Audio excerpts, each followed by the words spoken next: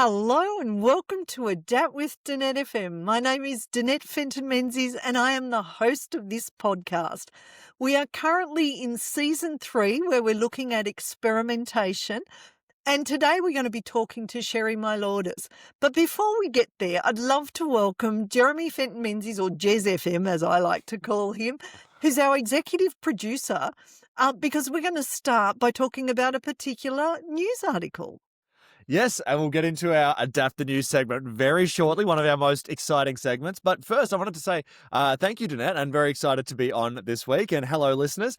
I wanted to say, for people that are new to the podcast, this is a companion podcast to the amazing book, The Adaptable Leader by Danette FM, which is a fantastic book. And this season, we are going to be looking at not only adaptability, which is the key focus of the book, but we are also looking at, as you said, different elements of the accepts model, and we're looking at experimentation. So we're looking at adaptability, we're looking at experimentation. And where do those two worlds meet generally in the world? It's AI a little bit, which is what we're going to be talking a little bit with Cherie about today. But you are right. We do have a news segment. So, Danette, did you want to say anything before we dive in? No, excited for this one. Well, Danette, with that said, time to dial in and check in what's going on around the world with our segment, Adapt the News.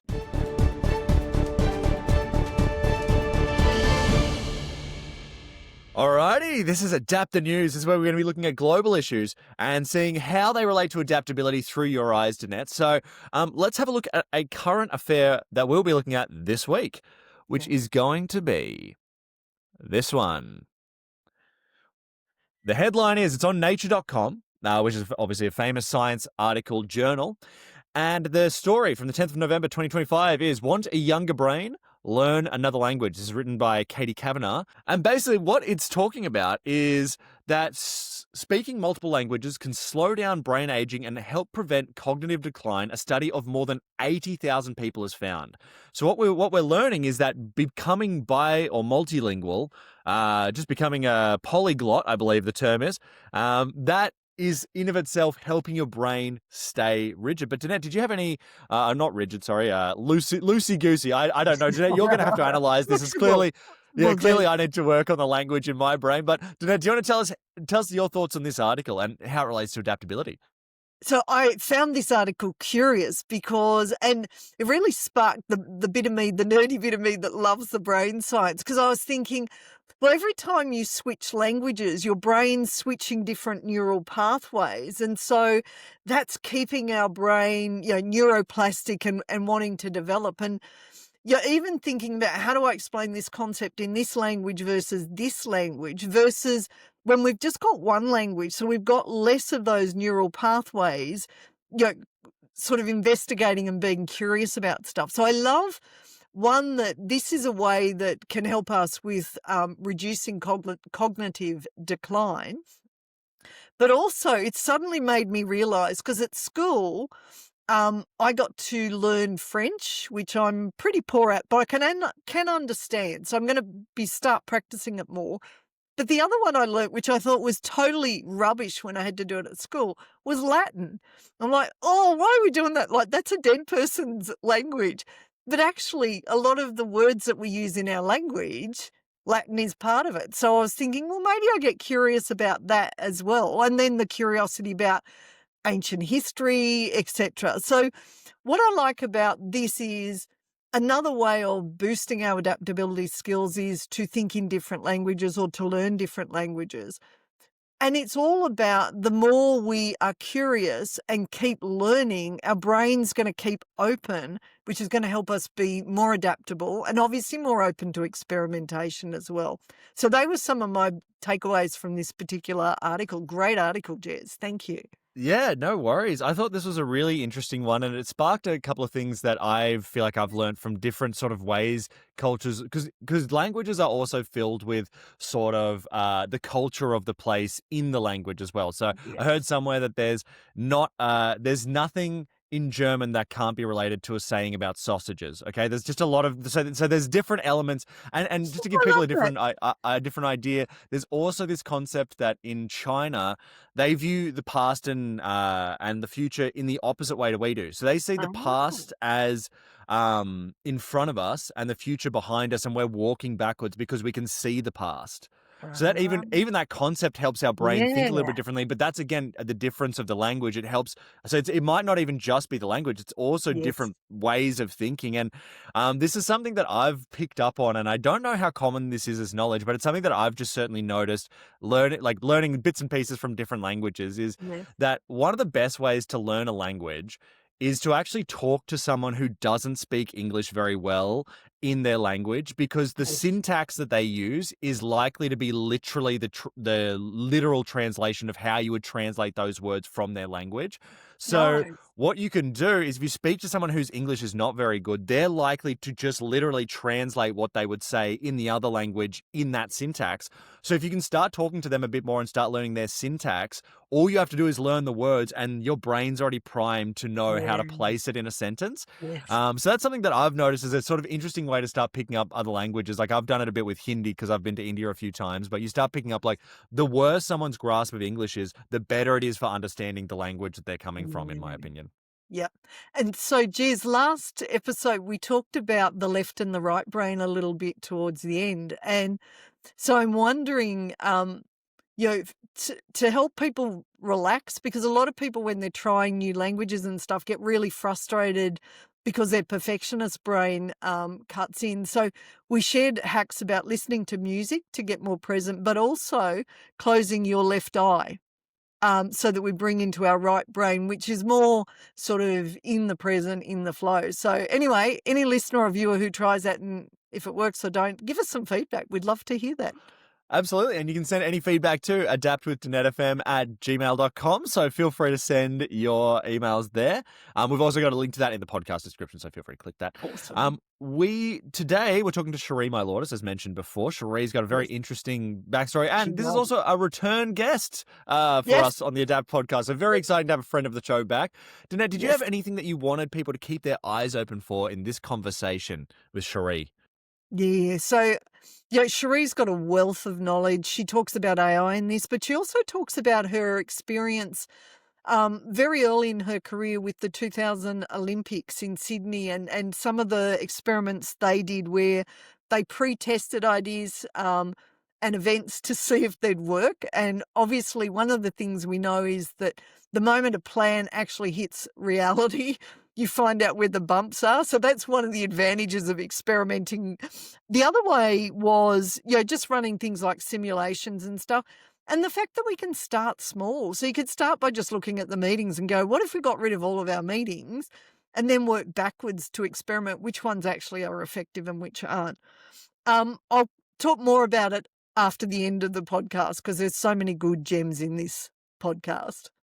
Well, Danette, I think without further ado, let's throw to your conversation with Cherie Mylordis.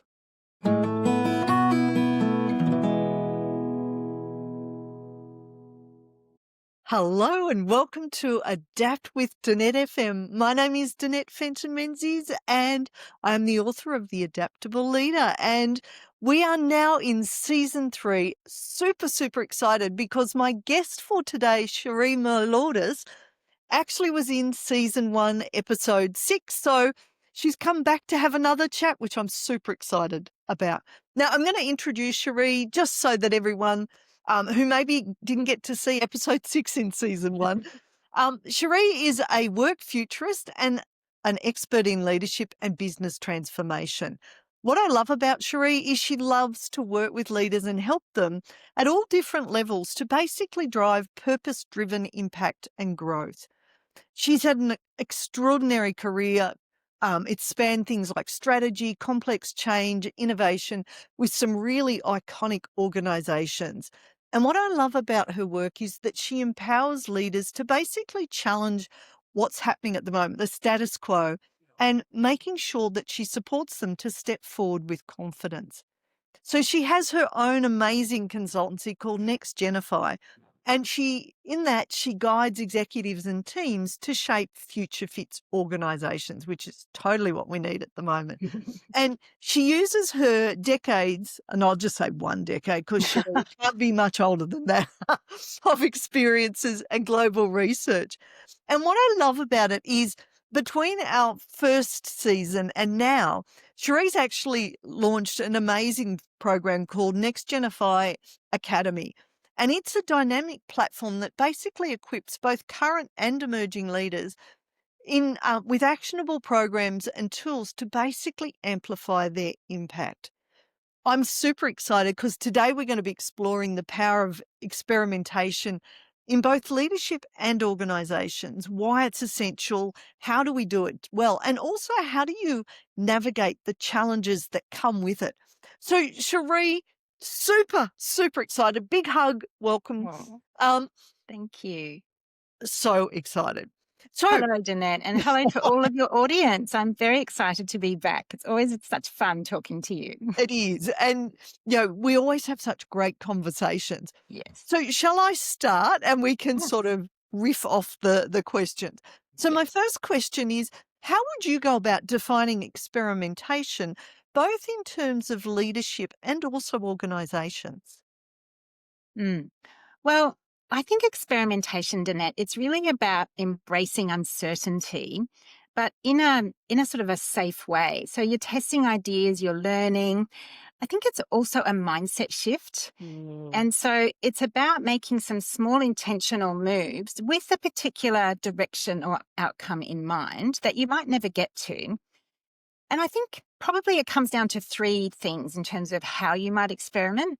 So you might experiment because the stakes are really high and you have to get it right on the night. And so, you can't leave it to chance. So you've got to just do that experimenting, that testing to get it, make sure everything's polished and perfect.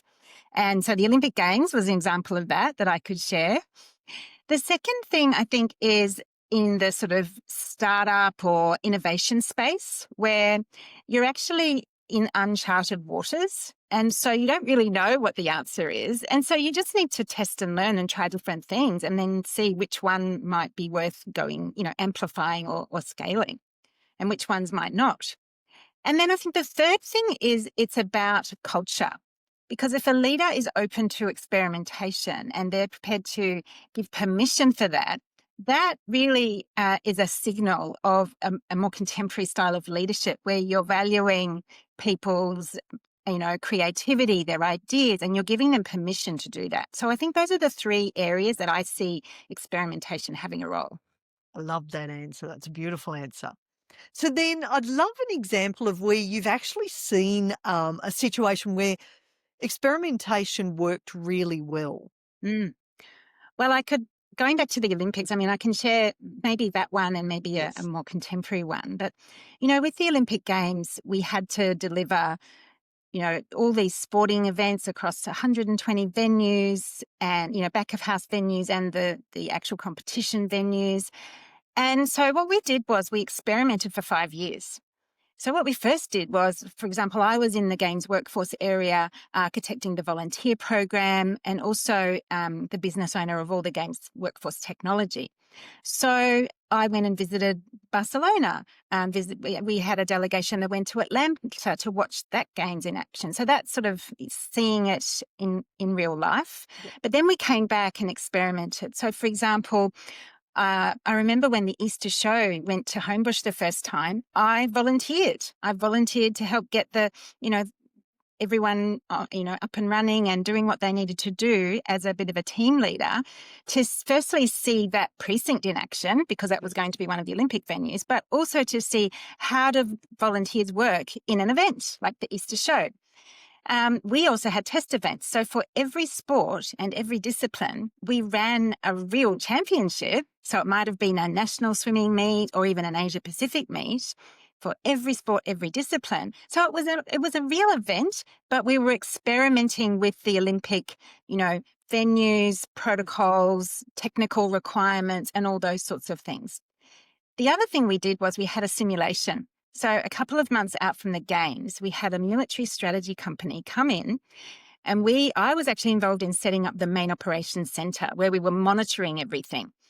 And so what we did was we had a simulation that it was like day 5 of the Games and we were there ready to respond to any issues. And we had, people sort of in different places around the building pretending, like I'm managing the stadium or I'm in charge of swimming or I'm in charge of transport.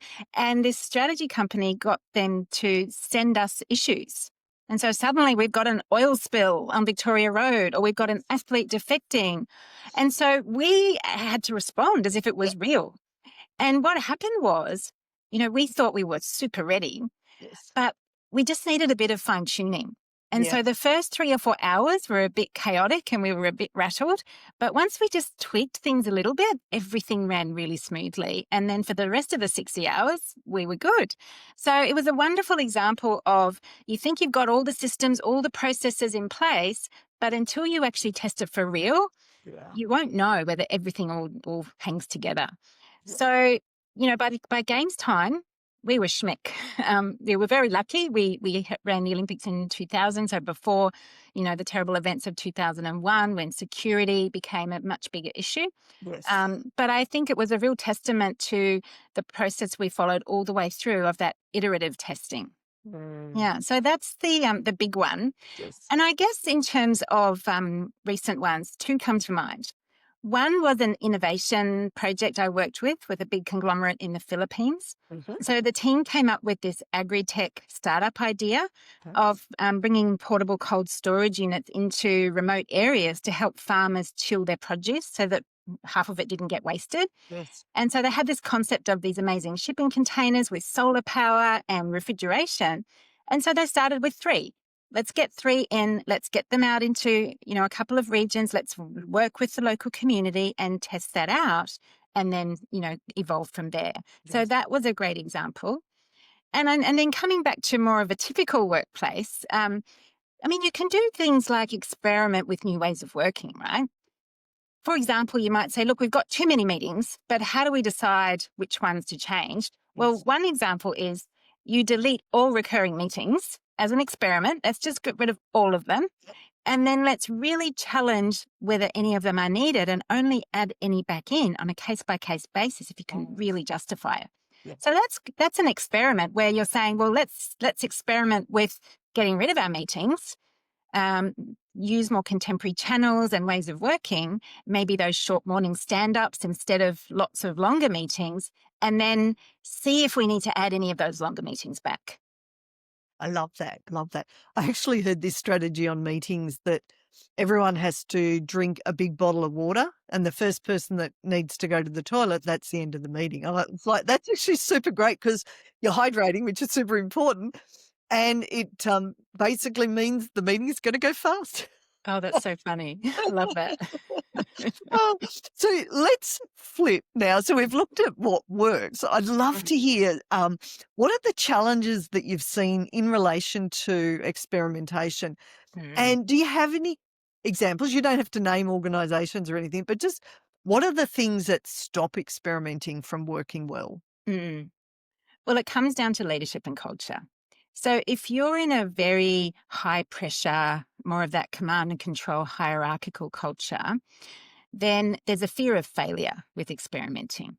So that starts from the top because, that leader doesn't want to be associated with an experiment that may not have gone well. Yeah.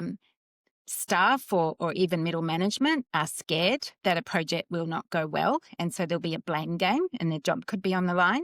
Yes. And so, you've really got that lack of psychological safety and that lack of willingness to view experimentation as learning. So, and it's all about who's on the hook, who will be blamed if it goes wrong. And we see that in projects where, in this sort of environment, teams don't want to even raise issues. They want to, it's that watermelon, right? We're green on the outside, but we're red on the inside.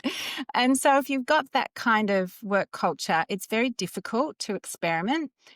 And yeah, I've seen examples where projects have tried different things and then there has been a blame game. And so it's, then there's that reluctance to try anything new and go back to the safe and the tried and tested, which might not be the best way of going about something. Yeah. When we see agile projects, there is more of an openness to test and learn. But again, that still depends on the broader constraints within the organizational culture. So whilst there's that sort of on the surface of it, that openness to test and learn, there might be some reluctance in how far to go with that. And so what that means is you're stifling creativity. You're stifling, trying new tools or techniques that might actually be amazing, but you've got this climate that isn't really promoting it or encouraging it. Yeah. Great examples. So then, you know, given that psychological safety and stuff like that, how do we actually allow more experimentation at work if we don't have things like what do we need to do? Mm. Well, I think what we need is for senior leaders to really openly embrace it. And they need to role model those behaviors, right? So it would be wonderful if they could say, "Hey, I'm trying out this new tool," or I'm trying to change my work structure of my meetings in order to perhaps free up more time or to give more decision making to my direct reports, whatever it is. So if you're open as a senior leader about experimenting and what you're doing and then sharing what you've learned from it, that then starts to shift the tone in terms of, okay, this senior person is saying, "Oh, I didn't quite get that right, but here's what I learned from it and here's what I'm doing about it." So that's a really important step. And I think it's also about starting small, Yeah. low risk, high learning, test in those sort of safe to fail zones where the consequences aren't big. And also create structures that support experimentation. So, we've all heard of hackathons. We've heard of organizations like, I think, Atlassian and Google, where you might get a day a month where you can actually try an idea and then share it. And if it gets adopted, then, that the organization takes your idea and embeds it. So those sorts of things are also great because they make it fun. Yes. And what you want to do is get that fear and trepidation away and make experimentation fun, because that's when creativity thrives, right? So hackathons and things like that are wonderful ideas. Yeah, love it. And that whole idea of fun, which works with our brain versus Yes.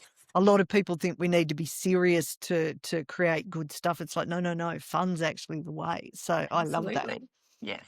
Um, so coming back to the leadership and the culture in the organization, why is it important that the leaders and the organization want to adapt? So if we've got an organization that's like, we're comfortable where we are, we've got leaders that are really comfortable where they are, what impact's that going to have on them long term if they don't sort of start to want to adapt? It's a great question. And I think the answer is that the consequences could be very dire, because they could be left behind as a leader because they're not actually embracing new things and trying new things and creating that climate, but also their organization could get left behind. Because if their competitors are experimenting with new tools, new ways of working, new partnerships, collaborations, then they could be like that speedboat that's zooming up behind them. And, a speedboat, you don't always hear it until it's right on your tail or about to overtake you. And suddenly they'll be like, "What happened?" So I think it's actually critical to experiment. It's critical to explore and innovate and try new things. I mean, everyone's talking about AI and how that's working. So a lot of organizations are experimenting with AI. And, I have a lot to say about that, but we might leave that for another day. But it's about that humanity. How does AI help us, I guess, do those more transactional tasks? How does it help augment what humans do so that we don't lose that humanity? But, there's market shifts. We know that disruption often happens from outside our sector. And so I think it's actually essential that leaders do change their mindset and want to adapt and want to experiment. And, they can use different words for it, right? It's really up to them what they want to, say about it and how they want to frame it. But I think it comes down to navigating uncertainty and, and trying different options, that test and learn, or that exploring, experimenting, pivoting. There's so many things that you can say in terms of framing it in a way that works for you. Yeah, because I've been talking to a number of people lately and they're like, our organisation is really successful. It's been successful for a long period of time. So they're comfortable and they're like, well, AI, it's not really going to disrupt. And it's like, it's totally going to disrupt your industry. And they're just like, the ostrich with the head in the sand, and they're like, Yeah. well, we've always been successful, so we're always going to continue. So I love your idea that, it doesn't matter who you are, this is part of where we're going. The world is changing. And Mm. we do need to Yes. experiment or pivot or whatever you want to call it. And I love that you've used that language around we don't have to call it experimenting, because for some cultures that word might not have a great, like it might not be as meaningful as you said, something like pivoting or Yes. testing. Exploring. Yeah. Yeah. Yeah, yeah, yeah. So I Yes. love that insight too. And if I could add to your Yeah, of point, Danette, course. because I think your point about, that we've always been successful, so we're good, thanks. There's a lot of case studies of this. There's a lot of examples of this. So, for example, the hotel sector, when Airbnb came onto the scene, they were like, oh, we're good. That's just for backpackers and budget travelers. We're good, thanks. We've got the market for the business travelers, the people that want more, high quality, predictable accommodation. Well, guess what? Airbnb has completely disrupted the hotel industry. And Yes. Airbnb can add 10,000 rooms in a day. How long would Yes. it take for the Marriott to add 10,000 rooms? Build new hotels. That could take Exactly. years. Yeah, yeah, yeah. And guess what? The luxury sector of Airbnb is one of the biggest growing Yeah. areas of their business. Yeah. So it's very common. It's a story as old as time where, businesses, whatever they might be, they're like, we're good, we've got this. Yeah. And then this disruption comes at them and they don't see it coming, and then Yes. they're left scrambling. Yeah. So what experimentation does is it creates the opportunity for you to be the disruptor of your own business, and you reap the rewards rather than that external impact. Oh, I love that. And Cherie, I had a flat tire yesterday, so I had to stay in Canberra when I had intended to go home. Used a website, and I am staying in a hotel in a 2-bedroom apartment that was on a different platform. So your story's totally what happens to me. I look all the time because I travel all the time and Yes. what's out there. So great example. So let's go to the next one, which is, yeah, and we sort of coming to the end, but I'm happy for you to sort of talk a little bit more if you want about the humanity side of AI, because I think that's really, really important. And I think a lot of people shy away from AI because they're like, oh, well, it's going to disrupt our people, but we can work side by side. So before we get to my next thing, let's share a little bit about, because you're an expert at this, you're a futurist around this. So would you mind sharing a little bit? Sure. I mean, there's so much going on with AI, and we've got every person saying they're now an expert and, trying to run training and, and there's so many tools popping up. So I think it's very much about sticking to, what is our purpose? What is our strategy? What is our vision?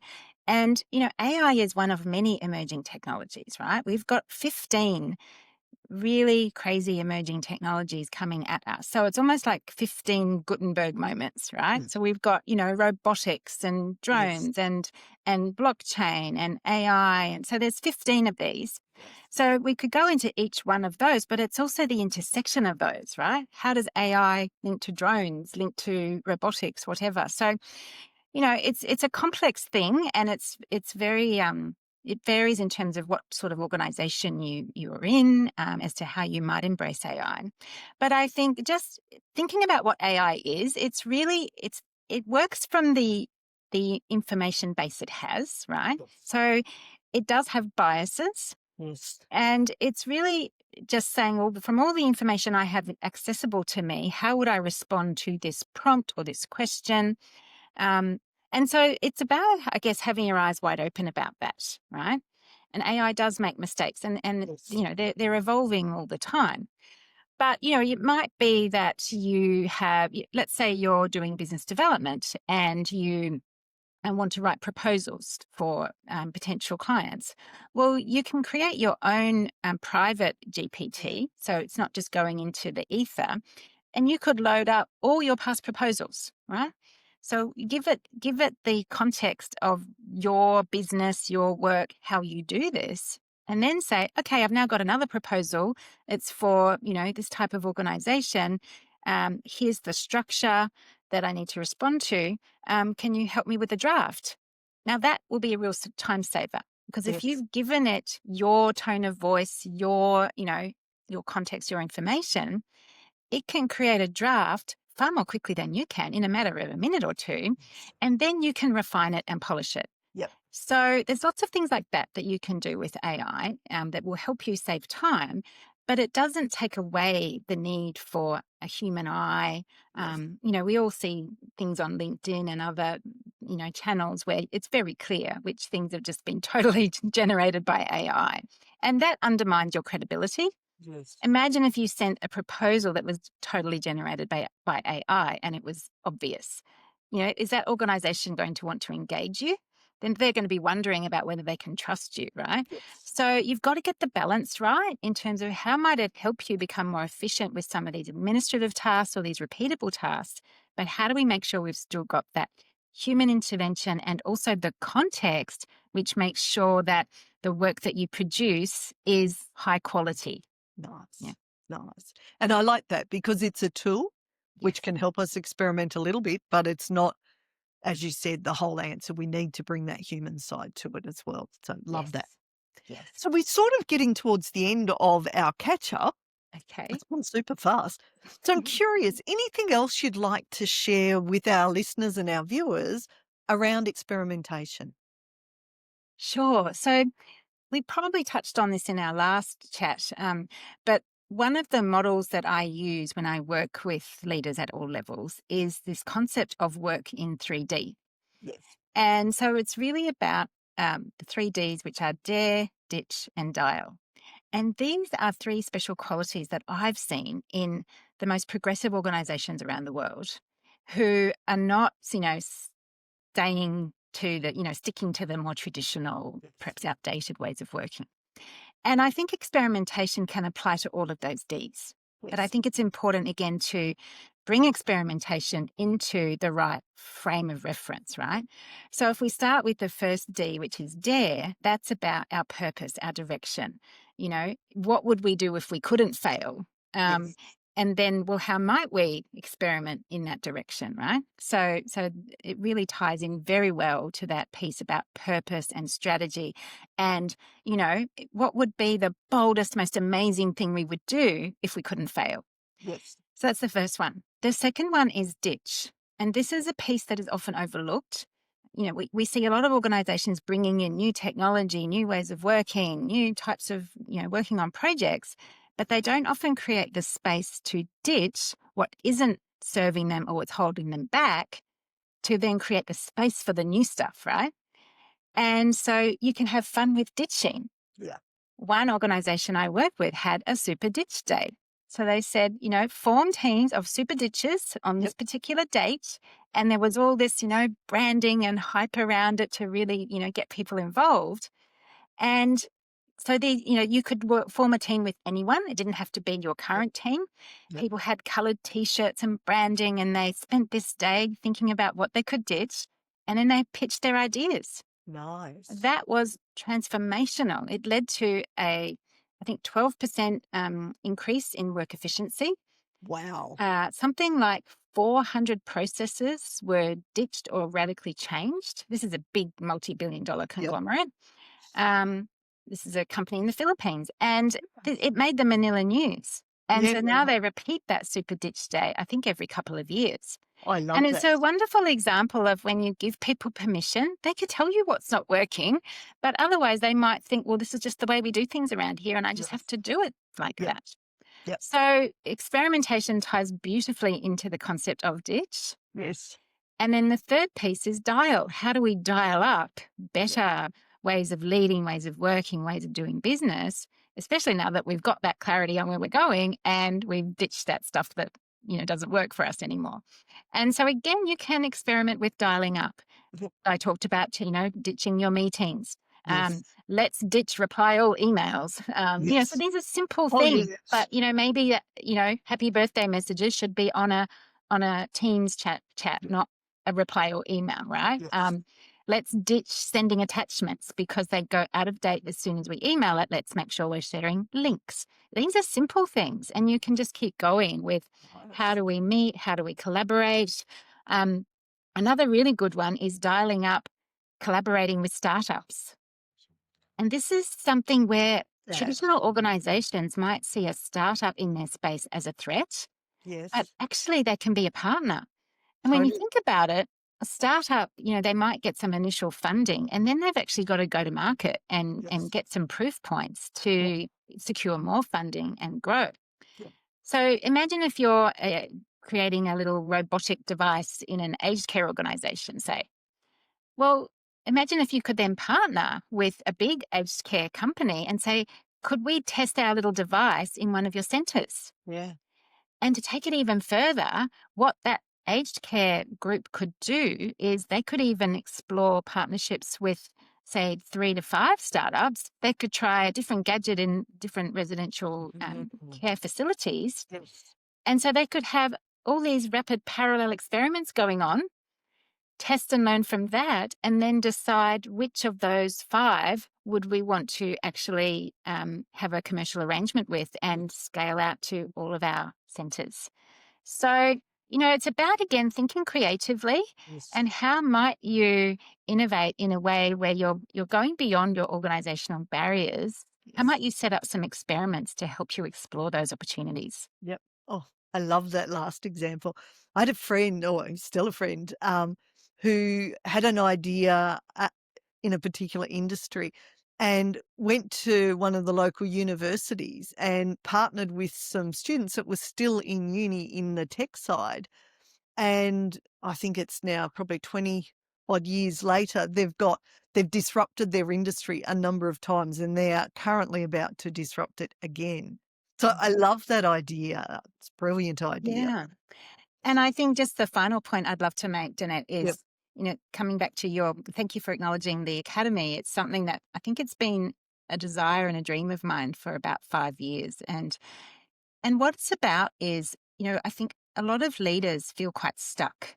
Yes. They're not fulfilling their potential. Yep. They have this kind of yearning to do more meaningful work. And this has come through in my own leadership research as well as global research that says we've got a globally disengaged workforce, but they don't know what to do about it. And I had this, Olympics experience where I was given all this autonomy and we radically collaborated and we had a very clear purpose.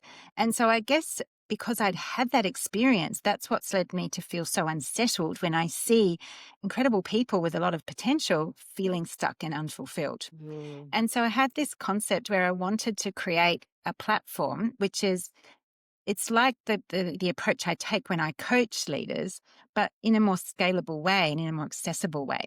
And so I have, tools and I have scenarios where it's like, well, you might be in this situation. Here are 5 tools that you might like to experiment with. Yeah. And then you can click on that tool and go and get an overview of that tool. You'll get a downloadable, it could be a Word document where you can use that as a template. It could be a spreadsheet, it could be a PowerPoint tool. So I'm trying to make it really easy for them to make those experiments, and even in a sort of a stealth way where they don't actually have to sort of ask permission. They Yes. can just start to fine tune and adapt their approach. Maybe it's creating a reverse brief if their leader is giving them vague instructions. So I give them this tool, and then it's like, well, here's what I think it's about, and I give them some scaffolding on how to structure their reverse brief. And then, within 24 hours, whether you're both on the same page, and it's Yes. done in a way that the leader is also impressed. So that's really what I'm trying to do with this academy. I'm trying to find a way to give all these incredible, leaders at all levels and maybe even aspiring leaders, Yes. mechanisms that they can tap into that might help them just take one small step forward. Yeah. And then, okay, that worked, or okay, I learned that. Let's Yeah. now try this. And so it's just about small intentional steps that all connect up. And then suddenly you're a more confident leader who's doing meaningful work. Love that. So, Cherie, I bet there's listeners and viewers who would love to reach out to you and they'd definitely like to hear about the Academy. So, where are the best places for them to find you? And we'll obviously put this in the notes with the podcast and on YouTube as well. Thank you. Yes, I would love your listeners to connect with me. And I always love to hear what they're doing, what their challenges are. So I'm the only Cherie Mylordis on LinkedIn. So I'm really easy to find there. So please reach out and connect to me. I'm actually launching my new LinkedIn newsletter today, and it's called Lead Forward. So again, Love another it. way for me to share insights with my audience. And then nextgenify.com or nextgenifyacademy.com are my two websites, depending on whether you're looking for more the consulting services or the online academy. Thank you. Oh, that's beautiful. Can I say thank you so much? I always love our conversations, always learn heaps. Got some great takeaways from this one. And to our listeners and our viewers, please stay adaptable. Absolutely.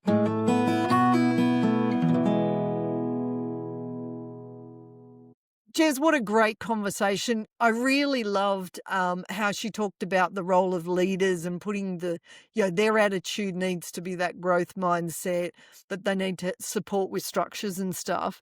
I loved also that she linked, new tech, things like AI, making sure that when we're experimenting with them, that it links to our purpose. So we've sort of got to, rather than going, it drives everything, we drive it through the lens of our purpose, which I thought was really important. And I love her 3D model, which is basically dare. So experiment with something that's close to our purpose, but dare to do that. Ditch what's no longer working. And I really loved her idea of the ditch day, where we encourage people throughout the organisation to ditch stuff that's no longer working for the organisation and dial into the stuff that does. So totally great conversation with Cherie. I always love the conversations with her. What about Yeah, you, yeah. Jed? Yeah, no, I agree. It's an absolute pleasure to have her back. And I was just going to say, when you think of what Cherie's been doing from going from working on the Olympics to now sort of working and talking about AI, you just think about sort of really high level Yeah. sort of stuff going on. So it's a absolutely excellent person to have had on the podcast for Yes. 2025, 2026 as a great guest. So thank you, Cherie, for what an amazing conversation. Yes. And now, as mentioned on our previous episode, Danette, these are not the only conversations and chats you'll be having, because our listeners Correct. have a chance to write in. Yes. That email address is adaptwithdanette@gmail.com. All right. So, Danette, this one was actually a short one. This is a very short email. So thank you to anybody that wants to write in. Well, And this one is from Ashley. So thank you for writing in, Ashley. Ashley thank you, asks you, Danette, and these are people asking that want to learn about adaptability through your lens and sort of how you'd approach that. So AI is, another useful one here. AI is being talked about more and more. How should I Yes. approach AI to stay adaptable without being overwhelmed? From Yeah, Ashley. well, great question. So our brain gets overwhelmed when we try to do too much. So my first point would be, Ashley, chunk it down. So go at it with little bits rather than a huge amount. One of the things I did when I was first exploring AI was to look at the different platforms and try and understand, well, what do I get with ChatGPT that I maybe don't get with Claude, that maybe I don't get with Perplexity? So try to work out the pros and cons of each of them. Now, I was doing some work that required me to have references. And so I quickly worked out that Perplexity is really good at that. And not all of the references are great. So the lovely thing is it gives you the reference. You can click on it and then go, oh, that's pretty rubbish, and not use it. Whereas some of them, they make up stuff, obviously. So for me, it was sort of playing with things and then just teaching myself as I go and reflecting on what worked today when I used AI and what didn't work. The other thing is, following thought leaders in that space, because they will share what's changing, etc., which is super helpful. The other thing is, your friends in your network will have perspectives on different platforms as well and different uses for AI, because obviously it's changing really rapidly. Whatever you do, don't say to yourself, this is too much. Remember that if you improve 1% a day, so maybe you invest, 20 minutes a day or half an hour a day in learning a bit about AI, in 12 months' time, you're going to be nearly 37 times better at that than you are today. So don't think you've missed the boat and everyone else knows more than you. Be willing to just invest a little bit of time and effort each day and reflect so that you continuously improve. So you could ask yourself, what do I keep doing with AI because it seems to be working? What do I stop doing because it's not working? And what do I start doing? So you're continuously just tweaking AI. The other big thing is the moment you feel you're getting serious, do something playful with it. So maybe ask it to create something funny or something like that so that you're relaxed, because when we have fun, we work with our brain, which makes it easier to learn. And maybe to the point of the article at the beginning of this podcast, how could AI share some fun words in a new language that you want to learn? Maybe Latin. Very nice, Danette. Very nicely tied in there. No, I think that's absolutely a great way to approach it. And my only addition to this is that, Ashley, I think a lot of people are feeling overwhelmed by AI because it's just Yes. it's moving very quickly. But one thing that I think is very helpful is because you can actually use that as an advantage in the sense that everybody doesn't know what's going on. So for Correct. me, for example, I'm quite keyed in on what's going on in this particular platform that we're recording on, which is Riverside, what's Yes. happening with their AI developments. So I'm able to tell people about that. And so when people want to know what's going on with audio specific ones, I can be someone that just is good for that, and I'll outsource all the other specialization to other people because there's no way to do all of it. You just have to be good at understanding what is happening in your area, and if you can do that, you can become very valuable to people that want to have a little insight but have no idea. Yes. Love that, Jez. Awesome. Well, So Danette, did you have? Oh, sorry. I was going to say, do you have any final thoughts on and to leave our listeners with today? yes. So, yeah, again, a great conversation about experimentation. Yeah, at the end of the day, we need to, as leaders, embrace experimentation, because if we're saying to our people, you know, you need to experiment, but we're not experimenting, then we've got a problem. And so that means that culture of curiosity and encouragement. So, nothing's a failure. It's just we're learning from something. And, part of experimenting is we use the term, try and or learn and fail, or learn or fail. But I think it's both. The only way we get better at something is to learn through things like failure and just go, okay, how do we do this better next time? So, great conversation. Thanks so much again, Jez, for joining me. And to all of our listeners and our viewers, stay adaptable.